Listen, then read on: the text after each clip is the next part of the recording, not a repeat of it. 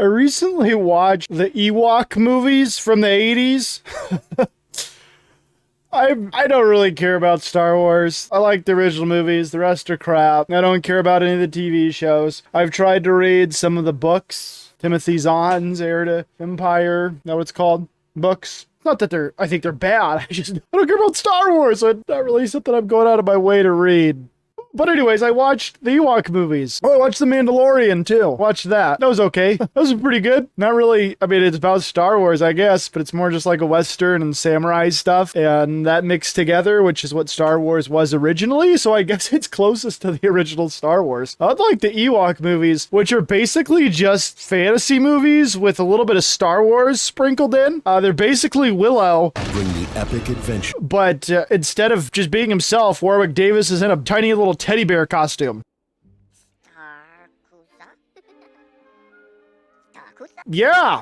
What do you say about these films? They're not complicated. They're little children's films, TV, movies about Ewoks. There's these two kids and they go to this planet. They're separated from their family and then they go on an adventure to a mountain to save their family from a monster. It's pretty much just the hero's journey, the first film.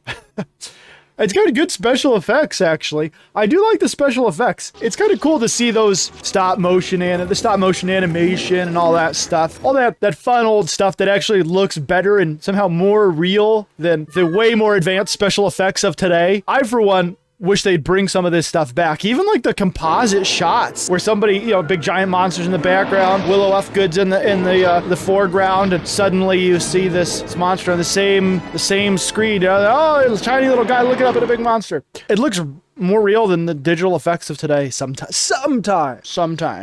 Because it's really just a guy in a costume. You can see the zippers on the back of the Ewoks sometimes. There's a line going up their back where you can see the zippers. But otherwise, it's good. I like it.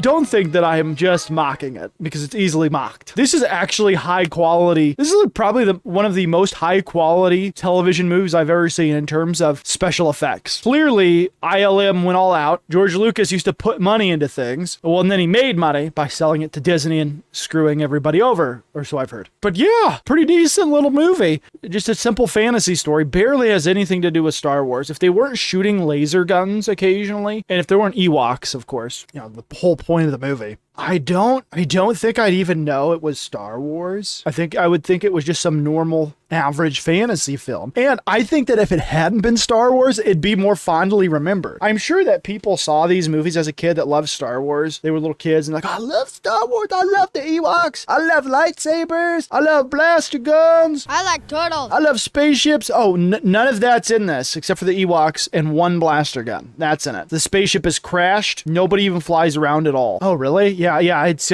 totally not about Star Wars. It's just a straight fantasy story with a little tiny bit of Star Wars sprinkled in. Oh, but had it just been a separate property, I think it'd be more fondly remembered. Sort of like how Willow is today, where a lot of people like Willow. I don't know why.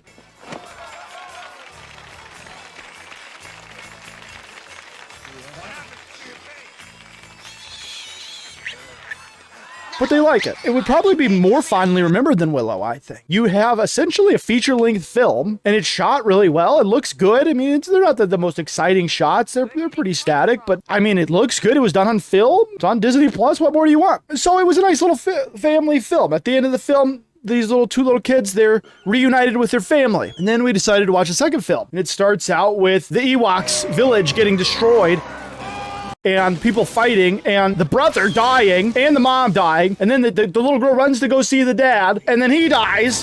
So here's this little girl in this children's film, and we just watched the whole last movie was about saving her parents with her brother, learning all these, lessons, and then they go and they save their parents, and then they die within the first 5 minutes of the movie, and then Mr. Diabetes himself, Wilford Brimley, is suddenly there. Diabetes. And this little guy that runs around super fast. And I'm like, what? How depressing. And then at the end, they're leaving the Ewoks. And this little girl who barely cried when her family died, she's crying because she has to leave her Ewok family. Bye, Ewok family. I used to have a real family, but I'm more sad about you, leaving you. I mean, I guess it's all she had at the end. But still, I don't think she shed a single tear when her mother and her brother died. And then when her dad died, she's like, oh, I'm sad. But she didn't cry. And at the end, like, all these tears. Oh, Wicket, Wicket. How depressing, George Lucas. Apparently he watched Heidi before the production of this film, and he's like, you know what would be good? If we kill off her entire family and make the little girl go live with her grandfather in the woods. Our grandfather's not on the planet, but we want it to be about Ewoks. Just make it an old hermit that randomly lives in the woods. And then it's just another fantasy movie. That instead of going to a mountain, to save people, they go to a castle, and Wilford Brimley helps them instead of her brother. And Warwick Davis is there as Wicket. That's it. I mean, it's essentially the same movie. But one of the craziest things is there's all this magic in it. There's magic in the first one and in this one. And I don't know if it's Force. Is it magic somehow manipulated by the Force? Is it some other form of magic? Never explained, never referenced. No reference to the Force at all. It's just magic that exists on the Ewok planet. Basically, the Ewok planet is just a fantasy world with like goblins and giants and monsters and stuff, and the Ewoks live there. I don't know why we didn't see these in Return of the Jedi, and I don't know if this is set before Return of the Jedi or after. I'm assuming after, because in the second movie, Wicket, one of the Ewoks, he speaks it's not English, it's whatever the equivalent of English is. I mean, I guess technically it's English because they are English words in real life, but suddenly he speaks it after having never spoken it before. So I'm guessing it's after, but I don't know. I'm cold, Wicket. Cold. I'm hungry too. Wicked hungry too. I could look it up, but I really don't care. So if you haven't seen these, they're okay. They're 80s fantasy films on par with The Neverending Story or Willow. Which, not surprising, another Lucasfilm thing. What else? I don't know. Whatever your favorite 80s fantasy movie is, Kroll.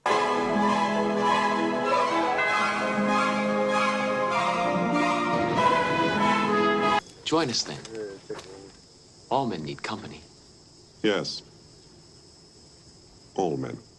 That's nobody's favorite. That's it. I really don't have much to say about them. Oh, and then there's horses. There's randomly horses, like Earth horses, on this forest moon of Endor. And like a crow or a raven, I don't know the difference, so sue me. Crow or a raven, a ferret, and there's just horses walking around. In Star Wars, like I ain't ever seen an animal in Star Wars that looked like an animal from Earth, except in this, where suddenly there's horses, and they look like horses. They don't have like a horn on top, like a unicorn. They're not wearing a random thing that makes them look hairier or something. No, they're just horses. They're just horses. It's like Lucas was like, look, just make us a fantasy movie.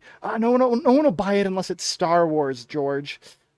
I already rented the horses. Sorry, George, they want Star Wars. Well, let's make it on the Ewok planet and put the Ewoks in it. But George, there's no horses on the Ewok planet, are there?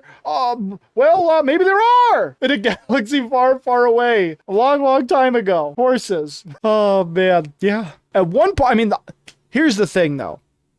The castle is surrounded by a moat.